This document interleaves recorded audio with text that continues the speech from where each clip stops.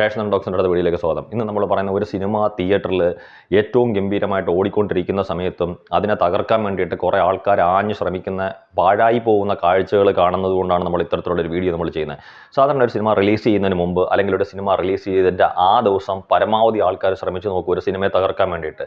പക്ഷേ ഒരു സിനിമ ആരുടെയും ഇതിനകത്തൊന്നും വീഴുന്നില്ല, ആരെ ശ്രമിച്ചാലും അതിനെ തകരുന്നില്ല, പ്രേക്ഷകർ ഏറ്റെടുത്തൊരു സിനിമ മുന്നോട്ട് പോകുന്ന ഒരു കാഴ്ച കണ്ടു കഴിഞ്ഞാൽ പിന്നീട് ആരും ആ സിനിമയെ അത്തരത്തിലുള്ള രീതിയിൽ ആക്രമിക്കാനൊന്നും നിൽക്കാറില്ല. അങ്ങനെയാണ് നമ്മൾ കഴിഞ്ഞ കാലങ്ങളിലൊക്കെ കണ്ടുവരുന്നത്. ഇതിപ്പോൾ മമ്മൂക്ക സിനിമ ആയതുകൊണ്ട് മാത്രമായിരിക്കും സിനിമ റിലീസ് ചെയ്ത് ഒന്നാമത്തെ ദിവസവും രണ്ടാമത്തെ ദിവസവും മൂന്നാമത്തെ ദിവസവും ഇന്നിപ്പോൾ നാലാമത്തെ ദിവസമായിട്ട് പോലും പലരും വീണ്ടും ആ സിനിമയെ തകർക്കാൻ എന്തെങ്കിലും ശ്രമം പറ്റുന്നുണ്ടോ എന്നുള്ള ശ്രമങ്ങളുമായിട്ട് ഇറങ്ങിയിരിക്കുന്നത്. ഇനി അതല്ല, അവർക്ക് അത്തരത്തിലുള്ളൊരു ശ്രമം നടന്നില്ലെങ്കിൽ മമ്മൂക്ക സിനിമ ഒരു പക്ഷേ ചിലപ്പം 150-200 കോടി ക്ലബിലേക്ക് എത്തേണ്ടുന്ന ഒരു സിനിമയുടെ കളക്ഷൻ പരമാവധി പിടിച്ചു നിർത്താൻ പറ്റുമോ എന്നൊക്കെയാണ് ഇവർ നോക്കുന്നത്. ഇന്നലെ ഒരാളൊരു വീഡിയോ ചെയ്തിട്ട് പറയുന്നത് കേട്ട് മമ്മൂക്കയെ സംബന്ധിച്ചിടത്തോളം കേക്ക് മുറിക്കുന്ന ഒരു സ്റ്റാറാണ് മമ്മൂക്കയെന്ന്. 100 കോടി ക്ലബ്ബ് അദ്ദേഹത്തിന് ഇല്ലെന്നും പറഞ്ഞിട്ട് എവിടെയോ ഞാൻ കണ്ടു. എനിക്ക് പറയാനുള്ള ഒരു കാര്യം വെച്ചാൽ കേക്ക് മുറിക്കുന്ന 2 സ്റ്റാർസിനെ മാത്രമേ ഞാൻ സത്യം പറഞ്ഞാൽ കണ്ടിട്ടുള്ളൂ. സിനിമ പരാജയപ്പെട്ട് സിനിമ തകർന്ന് തരിപ്പണമാകുന്ന സാഹചര്യത്തിലും കേക്ക് മുറിക്കുന്ന 2 ആൾക്കാരെ ഞാൻ കണ്ടിട്ടുള്ളൂ.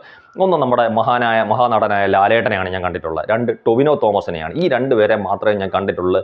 സിനിമ പരാജയപ്പെടുന്ന സിനിമയ്ക്കകത്തും ടൊവിനോ തോമസിനെ സംബന്ധിച്ച് നമുക്കറിയാം, നാരദൻ എന്ന് പറയുന്ന സിനിമ, ഡിയർ ഫ്രണ്ട് എന്ന് പറയുന്ന സിനിമ, അങ്ങനെ മറ്റേതോ ഒരു സിനിമ, അങ്ങനെ എല്ലാം ടൊവിനോ തോമസ് കേക്ക് മുറിക്കാൻ കണ്ടിട്ടുണ്ട്. ഫസ്റ്റ് ഡേ വൈകുന്നേരം ആകുമ്പോൾ അദ്ദേഹം കേക്ക് മുറിക്കും. അതുപോലെ തന്നെ ലാലേട്ടനും മരക്കാർ ഉൾപ്പെടെയുള്ള ഒരുപാട് സിനിമകൾക്ക് കേക്ക് മുറിച്ച് കണ്ടിട്ടുള്ളൂ. ഈ മമ്മൂക്ക ഇങ്ങനെ പരാജയപ്പെട്ടിട്ടുള്ള ഒരുപാട് സിനിമകൾക്കൊന്നും കേക്ക് മുറിച്ച് ഞാൻ ഇതുവരെ കണ്ടിട്ടില്ല. ചിലപ്പോൾ ഒരു സിനിമയ്ക്കകത്ത് അല്ലെങ്കിൽ 2 സിനിമയ്ക്ക് സംഭവിച്ചിട്ടുണ്ടാവും. അപ്പോൾ ഏറ്റവും കൂടുതൽ കേക്ക് മുറിച്ചിട്ടുള്ള റെക്കോർഡ് ഇട്ടിരിക്കുന്ന ആൾക്കാർ ഇവിടെ നിൽക്കുമ്പോഴാണ് മമ്മൂക്കയെ വിമർശിക്കാൻ വേണ്ടി ഫേസ്ബുക്കിൽ ഇന്നലെ ഏതോ ഒരു ഓൺലൈൻ ചാനലിനകത്ത്. അതുപോലെ മറ്റൊരു കാര്യം എന്ന് വെച്ചാൽ ഒരു യൂട്യൂബറുടെ, അതായത് എല്ലാ വിഷയങ്ങളെയും എടുത്തിട്ട് സംസാരിക്കുക, അല്ലെങ്കിൽ ചില ആൾക്കാരെ മാത്രം ഉപദ്രവിക്കണം, മമ്മൂക്കയെ എങ്ങനെ അപമാനിതനാക്കണം, അല്ലെങ്കിൽ അദ്ദേഹത്തിനെ എങ്ങനെ പരിഹസിക്കണം എന്നും പറഞ്ഞ് കാത്തിരിക്കുന്ന ഒരു റിവ്യൂവറുടെ അല്ലെങ്കിൽ ഒരു യൂട്യൂബറുടെ ഒരു വീഡിയോ കാണാനിടയായി. അതിനകത്ത് അദ്ദേഹം പറയുന്നത് വാലിബനെ, അതായത് തുടങ്ങുന്നത് അദ്ദേഹം പറഞ്ഞു വരുമ്പം തന്നെ പറയുന്നത് ബോറൻ വാലിബനെ എന്നാണ് പറയുന്നത്. ബോറൻ വാലിബൻ. അപ്പോൾ വാലിബൻ എന്ന് പറഞ്ഞൊരു സിനിമ ബോറാണെന്ന് അദ്ദേഹത്തിനൊരു അഭിപ്രായമുണ്ട്. അപ്പോൾ വാലിബൻ എന്ന് പറയുന്ന സിനിമ ഇറങ്ങിയ ദിവസം അതിനെ തേച്ചൊട്ടിച്ചെന്ന്, നേരെ മറിച്ച് ടർബോ എന്ന് പറയുന്ന സിനിമ അത്തരത്തിലുള്ള കാര്യങ്ങളുമായിട്ട് ആൾക്കാർക്ക് വരാൻ പേടിയാണ്. അങ്ങനെ വരുമ്പോൾ അത് വർഗീയതയായിട്ട് ചിത്രീകരിക്കപ്പെടുമെന്ന്, ടർബോയെ കുറ്റം പറയുന്ന ആൾക്കാരെ വർഗീയമായിട്ട് ചിത്രീകരിക്കും എന്നൊക്കെ പറഞ്ഞിട്ടാണ് ഇദ്ദേഹത്തിൻ്റെ ഒരു വീഡിയോ ഞാൻ കാണാനിടയായത്. ഇദ്ദേഹം മനസ്സിലാക്കേണ്ട ഒരു കാര്യമുണ്ട്. വാലിബൻ ബോറ സിനിമയെന്ന് അദ്ദേഹം പറഞ്ഞു. അത് ആദ്യത്തെ ദിവസം ആദ്യത്തെ ഷോ കണ്ട് ലാലേട്ടൻ ഫാൻസ് എന്ന് പറയുന്ന ആൾക്കാർക്ക് തന്നെ അത് ബോധ്യപ്പെട്ടിട്ടുള്ള ആ സിനിമയുടെ നിലവാരം എന്താണെന്ന്. സ്വാഭാവികമായിട്ട് അവർ തന്നെ അത് കൈവിട്ടു.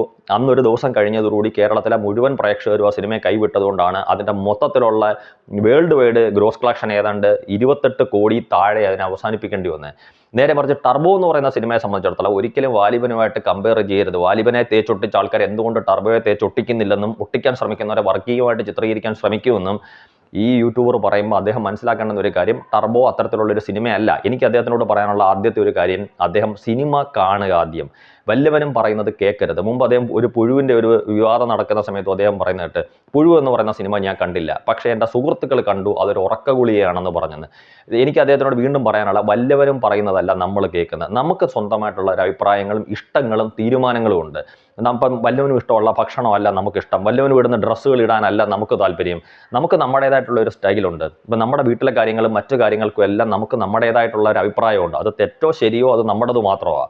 ചിലപ്പോൾ 99 പേര് നമ്മളെ എതിർത്താലും അല്ലെങ്കിൽ 100 പേരെ എതിർത്താലും നമുക്ക് നമ്മുടെ തീരുമാനങ്ങളും അഭിപ്രായങ്ങളുമായിട്ട് മുന്നോട്ട് പോകാനേ പറ്റൂ. നമുക്ക് നമ്മളല്ലാതായി മാറാൻ സാധിക്കത്തില്ല. എനിക്ക് അദ്ദേഹത്തിനോട് പറയാനുള്ള ഇതാണ്. അപ്പോൾ അദ്ദേഹം പറയുന്നത് വെച്ചാൽ ഇത്തരത്തിലുള്ള ഇതാണ്. അതായത് ടർബോ എന്ന് പറയുന്ന സിനിമ അദ്ദേഹം കണ്ടാൽ ഒരിക്കലും വാലിബനുമായിട്ട് അദ്ദേഹത്തിന് അത് കമ്പയർ ചെയ്യാൻ പറ്റത്തില്ല. കാര്യം ടർബോ എന്ന് പറയുന്ന സിനിമ, പിന്നെ അദ്ദേഹം ആരുടെയോ ഒരു ലെറ്റർ എവിടെയോ ഇരുന്നുകൊണ്ട് ഏതോ ഒരു രാജ്യത്തെ കണ്ടിരുന്നുകൊണ്ട് ഒരാൾ ഒരു ലെറ്റർ എഴുതി എന്നും പറഞ്ഞുകൊണ്ടൊക്കെ അദ്ദേഹം അതിലൂടെ വായിച്ച് കേൾപ്പിച്ചു. എനിക്ക് അദ്ദേഹത്തിനോട് പറയാനുള്ള ഒരു കാര്യം, ഈ ടർബോ എന്ന് പറയുന്ന സിനിമയുടെ ഷൂട്ട് തുടങ്ങുന്നതിന് മുമ്പ് ഏതാണ്ട് കാതൽ എന്ന് പറയുന്ന സിനിമയുടെ, എനിക്ക് തോന്നുന്നു അതിൻ്റെ പ്രൊമോഷൻ വർക്ക് നടക്കുന്ന സമയത്ത് തന്നെ ഒരു മാധ്യമപ്രവർത്തന ചോദ്യത്തിന് മമ്മൂക്ക വ്യക്തമായ ഉത്തരം നൽകി. ആ മാധ്യമപ്രവർത്തകൻ പറഞ്ഞ് ഏത് തരത്തിലുള്ള സിനിമ വേണമെന്ന് മമ്മൂക്ക ചോദിച്ചപ്പം അദ്ദേഹം പറഞ്ഞത് ഇടിയോടിടി മമ്മൂക്ക പറഞ്ഞ് തരാവുന്നതാണ്. അപ്പം ടർബോ എന്ന് പറയുന്ന സിനിമ നിർമ്മിക്കുന്ന സമയത്ത്, അല്ലെങ്കിൽ അത് ഏറ്റെടുക്കുന്ന സമയത്ത്, അല്ലെങ്കിൽ അത് പ്രേക്ഷകരുടെ മുന്നിലേക്ക് വെക്കുന്ന സമയത്ത് മമ്മൂക്ക ഒരിടത്തും പറഞ്ഞിട്ടില്ല ഇതൊരു മനോഹരമായിട്ടുള്ള ഒരു കുടുംബകഥയാണോ, അതായത് വാത്സല്യം പോലെയോ അല്ലെങ്കിൽ രാപ്പകൽ പോലെയോ അത്തരത്തിലുള്ള ഒരു സിനിമയാണെന്നോ, അല്ലെങ്കിൽ ഒരു കുറ്റാന്വേഷണ രീതിയിലുള്ള ഒരു സിനിമയാണെന്നോ, അല്ലെങ്കിൽ കോമഡി മാത്രം ഉള്ള ഒരു സിനിമയാണെന്നോ, ഇതൊന്നും മമ്മൂക്ക പറഞ്ഞിട്ടില്ല. ഇടിയോടിടി, അതായത് മമ്മൂട്ടി കമ്പനി നമുക്കറിയാം പലതരത്തിലുള്ള സിനിമകൾ ചെയ്തു. നൻപകൽ നേരത്തെ മയക്കം പോലുള്ള ഒരു സിനിമ ചെയ്തു, റോഷാക്ക് പോലെ വ്യത്യസ്തമായിട്ടുള്ള രീതിയിൽ മറ്റൊരു സിനിമ ചെയ്തു, കണ്ണൂർ സ്ക്വാഡ് പോലെ ആക്ഷനും അതും ഇതും എല്ലാം കൂടെ കലർത്തിക്കൊണ്ടൊരു സിനിമ അവർ ചെയ്തു, ഒരു അന്വേഷണ രീതിയിലുള്ള ഒരു സിനിമ ചെയ്തു, കാതൽ പോലെ മറ്റുള്ളവർ പറയാൻ മടിക്കുന്ന രീതിയിലുള്ള ഒരു സിനിമ അവർ ഏറ്റെടുത്തു, മമ്മൂട്ടി കമ്പനി നിർമ്മിച്ചു, മമ്മൂക്ക തന്നെ നായകനായിട്ട് അഭിനയിച്ചു. അപ്പോൾ ഇതുവരെ മമ്മൂട്ടി കമ്പനിയുടെ 4 സിനിമയിലും വരാത്ത രീതിയിലുള്ള ഒരെണ്ണമാണ് ഒരു ആക്ഷൻ മൂഡിലുള്ള ഒരു സിനിമ, ഒരു ഇടിയോടിടി പടം. അതാണ് മമ്മൂക്ക അദ്ദേഹത്തിൻ്റെ പ്രേക്ഷകർക്ക് അല്ലെങ്കിൽ കേരളത്തിലെ പ്രേക്ഷകർക്ക് മുമ്പിൽ അദ്ദേഹം വെച്ചിരിക്കുന്നതെന്ന് പറയുന്നത്. പിന്നെ അതിനകത്ത് എനിക്ക് ഒരു കാര്യം കൂടെ പറയാനുള്ള, ഈ സിനിമ നമ്മൾ കാണുന്ന സമയത്ത് ഇതിനകത്ത് ഏറ്റവും പ്രധാനപ്പെട്ട ഒരു 5 ഫൈറ്റ് ഉണ്ട്. ആ 5 ഫൈറ്റിനകത്തും മമ്മൂക്കയുടെ പ്രായം ഒന്നും ഇവിടെ ആരും കൺസിഡർ ചെയ്യാൻ ഞാൻ പറയുന്നില്ല. അദ്ദേഹത്തിന് 72 വയസ്സാണെന്നോ ഒന്നും കൺസിഡർ ചെയ്യണ്ട എന്നാണ് ഞാൻ ഇപ്പോൾ പറയുന്നത്. എനിക്ക് ഇന്നലെ ചിലപ്പോൾ ഞാൻ പറഞ്ഞിട്ടുണ്ടാവും, മുന്നേ ഉള്ള വീഡിയോയിൽ ഞാൻ പറഞ്ഞിട്ടുണ്ടാവും അദ്ദേഹത്തിൻ്റെ ഈ പ്രായത്തിലും അദ്ദേഹത്തിൻ്റെ ഫൈറ്റ് ചെയ്യാൻ പറ്റുന്നില്ല. പക്ഷേ ഇപ്പോൾ ഞാൻ പറയുന്നത് വെച്ചാൽ ഈ മമ്മൂക്ക എന്ന് പറയുന്ന നടൻ ഇതിനകത്ത് 5 ഫൈറ്റിലും അദ്ദേഹം അതിഗംഭീരമായിട്ട് ഏതൊരു യുവ നടൻ, അതായത് നമ്മൾ പറയുന്നുണ്ടെങ്കിൽ വളരെ ചെറുപ്പമായിട്ടുള്ള ഒരു നടൻ ഫൈറ്റ് ചെയ്യുന്നതിനെ പോലെ അതേ രീതിയിൽ തന്നെ അദ്ദേഹം ഗംഭീരമായിട്ട് ഫൈറ്റ് ചെയ്തിട്ടുണ്ട്. പിന്നെ സിനിമ കാണാത്തവർക്ക് പലതും പറയാം, ഒരു ഇടിപ്പടമാണെന്നോ അല്ലെങ്കിൽ ഈ പ്രായത്തിൽ മമ്മൂട്ടിയുടെ ഫൈറ്റ് ഇങ്ങനെ കാണിച്ചെന്നോ ഒന്നും ഞാൻ പറഞ്ഞില്ല. ഇങ്ങനെ പറഞ്ഞുകൊണ്ടിരിക്കാൻ കാണാത്തവർക്ക്, എനിക്ക് മുമ്പേ പറഞ്ഞ യൂട്യൂബറോട് ഒരു കാര്യമുള്ളൂ, അദ്ദേഹം ഈ സിനിമ കാണുക, അദ്ദേഹം സിനിമ കണ്ടിട്ട് വേണം നമ്മളൊരു എപ്പോഴും ഒരു താരതമ്യത്തിന് നിൽക്കുമ്പം നമ്മൾ ഒന്നോ അല്ലെങ്കിൽ ഒന്നിലേറെ സിനിമകൾ കണ്ടിട്ട് മാത്രമേ നമ്മൾ എപ്പോഴും താരതമ്യം നടത്താവുള്ളൂ. നമ്മളിത് കാണാതെ വല്ലവരും പറയുന്നതും കേട്ടോണ്ട് അല്ലെങ്കിൽ ഒരു മുൻവിധിയുടെ പുറത്ത് ദയവ് ചെയ്ത് ഇത്തരത്തിലുള്ള വീഡിയോകൾ ചെയ്യരുത്. ഇപ്പം ടർബോ എന്ന് പറയുന്ന സിനിമ തന്നെ നമുക്കറിയാം, തിയേറ്ററിൽ ഏറ്റവും നന്നായിട്ട് കളക്ട് ചെയ്ത് ഇപ്പോൾ തന്നെ 2 ദിവസം കൊണ്ട് വേൾഡ് വൈഡ് കളക്ഷൻ ആയിട്ട് 30 കോടിക്ക് അടുത്ത് നിൽക്കുന്ന സിനിമ ഈ ഒരു ശനിയാഴ്ച, അത് 3ാമത്തെ ദിവസത്തെയോ അല്ലെങ്കിൽ ഒരു ഞായറാഴ്ചത്തെ കളക്ഷൻ വരുമ്പോഴത്തേക്ക് 50 കോടി എന്ന് പറയുന്ന വേൾഡ് വൈഡിൽ അത് മറികടക്കുമെന്നുള്ള കാര്യം ഏറ്റവും രീതിയിൽ ഉറപ്പാണ്. കാരണം അതിൻ്റെ ഫസ്റ്റ് ഡേ ആയാലും സെക്കൻഡ് ഡേ ആയാലും ഇന്നലെ ശനിയാഴ്ചയായ 3ാമത്തെ ദിവസവും എക്സ്ട്രാ നൈറ്റ് ഷോസ് തന്നെ ആഡ് ചെയ്തിരിക്കുന്നത് നമുക്കറിയാം 200+ ആണ്. അപ്പോൾ ഒരു സിനിമ നമ്മൾ സാധാരണ ഒരു മോർണിംഗ് ഷോയോ അല്ലെങ്കിൽ ഒരു മാറ്റിനിയോ ഒരു ഫസ്റ്റ് ഷോയോ ഒരു സെക്കൻഡ് ഷോയോ കഴിഞ്ഞിട്ട് ഒരു 5ാമത്തെ ഷോ ആഡ് ചെയ്യേണ്ടി വരും. അത് കേരളത്തിൽ ആഡ് ചെയ്യുക എന്ന് നമുക്ക് പറയുമ്പോഴത്തേക്ക് നമുക്കറിയാം ആ സിനിമ അത് 1ാമത്തെ ദിവസം അല്ല. 1ാമത്തെ ദിവസം സാധാരണ ഒരു താരത്തിനോടുള്ള ആരാധന കൊണ്ട് ചിലപ്പം സിനിമ മോശമാണെന്ന് പറഞ്ഞാലോ ആൾക്കാർ തിയേറ്ററിലേക്ക് ഇടിച്ചു കയറാൻ സാധ്യതയുണ്ട്. പക്ഷേ 2ാമത്തെ ദിവസവും 3ാമത്തെ ദിവസവും 4ാമത്തെ ദിവസവും ഒക്കെ അതൊരു സിനിമയ്ക്ക് നിലനിർത്താൻ പറ്റുന്നുണ്ടെങ്കിൽ തീർച്ചയായിട്ടും ആ സിനിമ ഒരു വലിയ വിജയത്തിലേക്ക് പോവുക.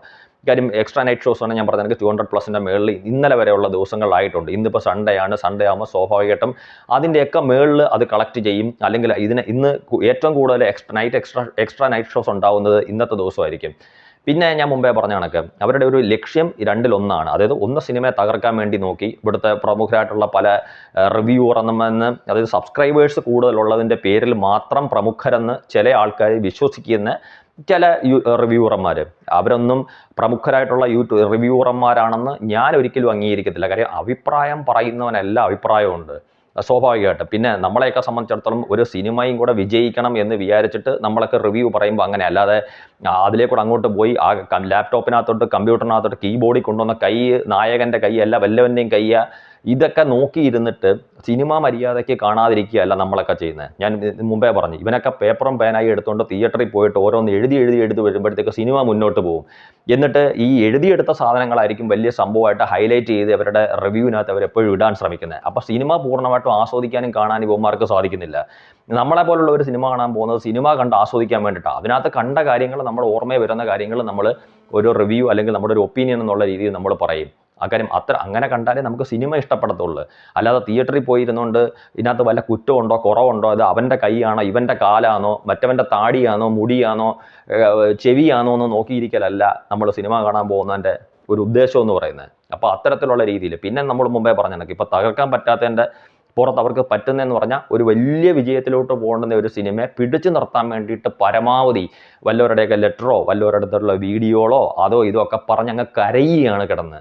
അതായത് യൂട്യൂബ് തുറന്നാലും ഫേസ്ബുക്കിലും ഇവൻ്റെയൊക്കെ കരച്ചിലാണ് കാണുന്നത്. കാര്യം എങ്ങനെങ്കിലും ഈ സിനിമയെ ഒന്ന് പിടിച്ചു നിർത്തി, കാര്യം മമ്മൂക്ക് ഇനിയും ഒരു 100 കോടി ക്ലബ്ബ് ഇല്ല എന്ന് പറഞ്ഞ് ആശ്വസിക്കാൻ വേണ്ടിയിട്ട് ഇവൻ്റെയൊക്കെ ഒരു ശ്രമമായിട്ട് എനിക്ക് ഇതിനെ തോന്നുള്ളൂ. എന്തായാലും സിനിമ ഇവനൊന്നും വിചാരിച്ചാലൊന്നും ഇവനൊന്നല്ല, ഇനി ആര് വിചാരിച്ചാലും ശരി, ഇനി ഏതൊക്കെ രീതി സാക്ഷാൽ മമ്മൂട്ടി കമ്പനി പോലും ഈ സിനിമ ഇനി മുന്നോട്ട് പോകണ്ടെന്ന് വിചാരിച്ചാൽ പോലും അവരെ കൊണ്ട് പോലും തടഞ്ഞു നിർത്താൻ പറ്റാത്ത രീതിയിൽ പ്രേക്ഷകർ ഏറ്റെടുത്ത് സിനിമ വളരെ വലിയ രീതിയിൽ മുന്നോട്ട് പോയിക്കൊണ്ടിരിക്കുക. അതങ്ങനെ പോവുകയും ചെയ്യും. 100 കോടി 150 കോടി 200 കോടി ക്ലബ്ബിൽ അത് എത്തും എന്നുള്ള കാര്യത്തിനകത്ത് യാതൊരുവിധ സംശയങ്ങളുമില്ല. ഏതായാലും സിനിമ ഒരു വലിയ വിജയമായി തീർന്നു, അല്ലെങ്കിൽ ഇതിലും വലിയൊരു വിജയമായി തീരട്ടെ എന്ന് പ്രാർത്ഥിക്കുന്നു, അല്ലെങ്കിൽ ആഗ്രഹിക്കുന്നു. താങ്ക്